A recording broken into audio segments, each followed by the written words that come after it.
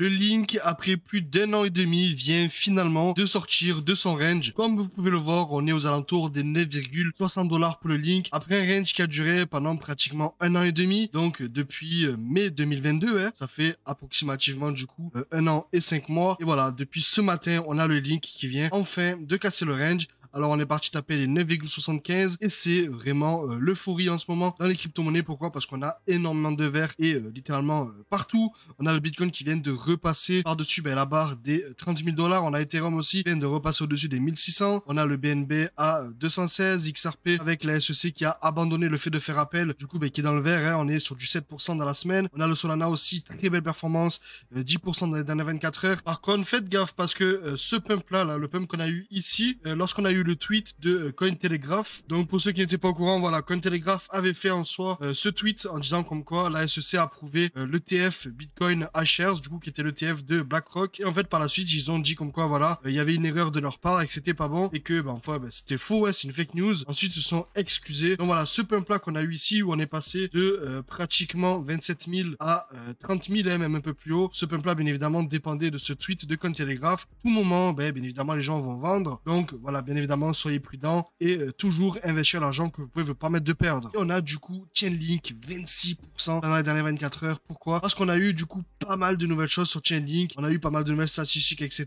Et on a beaucoup de choses qui se passent. On a Chainlink qui sont en train de travailler avec le réseau Swift sur un concept cross-chain pour la finance traditionnelle. Donc le fait de permettre en soi aux institutions, etc. de bouger leurs fonds à travers différentes blockchains. On a aussi différentes rumeurs comme quoi le Link pourrait devenir en soi le gaz universel. Donc avec ces CIP bien évidemment, le fait de faire interagir toutes les blockchains entre elles avec des intégrations qui sont sans aucun effort. Donc voilà, grâce à quelques lignes de code en soi, des projets vont pouvoir directement transférer des tokens du blockchain à une autre, avec le fait en soi de lock des tokens sur une blockchain pour les mints sur une autre, etc. Donc voilà, vraiment Chainlink en ce moment, c'est vraiment exceptionnel. Le fait aussi qu'il y a eu la nouvelle mise à jour du produit. On a Swift, Chainlink et une douzaine d'institutions financières dans le monde qui sont engagées dans une collaboration industrielle pour démontrer comment les banques et les fournisseurs d'infrastructures de marché pourraient ordonner le mouvement d'actifs tokenisés entre n'importe quelle blockchain publique ou privée. On a aussi la DTCC qui traite plus de 2 quadrillions de dollars de titres par an, qui a annoncé sa collaboration avec Chainlink sur l'utilisation des services comme CCIP. Et on a aussi la ANZ, du coup la banque de l'Australie et la Nouvelle-Zélande, pour démontrer des transactions de règlement d'actifs tokenisés interchain. Il faut savoir qu'en soit la ANZ, c'est plus de 1000 milliards de dollars d'actifs sous gestion. Donc voilà, vous avez vu un peu vraiment en ce moment, ça bouge énormément. Quelques statistiques aussi en ce moment qui montrent en soi pourquoi Chainlink explose. On a plus de 8,7 trillions de dollars de valeur. On a 1900 intégrations, on a plus de 1000 oracles qui sont en ligne, il y a 17 blockchains. Si vous allez sur Defilama et que vous regardez en soi les oracles, vous voyez bien évidemment que Chainlink est premier avec 348 protocoles et on a littéralement tous les plus gros protocoles qui sont en soi gérés avec la technologie de Chainlink. On a AAV, Compound, on a GGX, GMX, bref voilà, vraiment c'est les plus gros. Donc voilà, ça fait du bien de voir Chainlink sortir de leur range. Après bien évidemment il y a beaucoup d'abus sur les réseaux sociaux,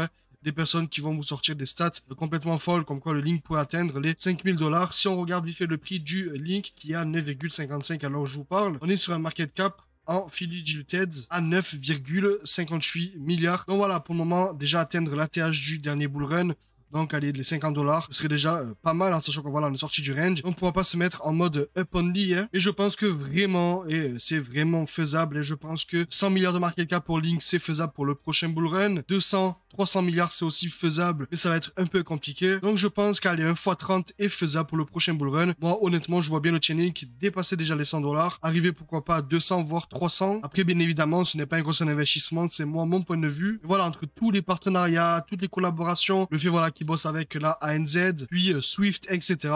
Je pense que Link pourrait vraiment carry le prochain bull run dans tous les cas. Tous les projets ont besoin de la tech de Chainlink. À voir. Pour le moment, moi, j'ai un gros bac de Link. J'ai acheté du Link à 50 $. J'ai acheté du Link à 30 $. J'en ai acheté vraiment partout. J'ai vraiment aussi, bien évidemment, beaucoup rechargé quand il était aux alentours des 6 $ parce que j'en ai profité. Et voilà, mon bac de Link, je le touche pas. Je le garde. Dis-moi toi en commentaire si tu as du Link. Et n'oublie pas de t'abonner et de laisser un like.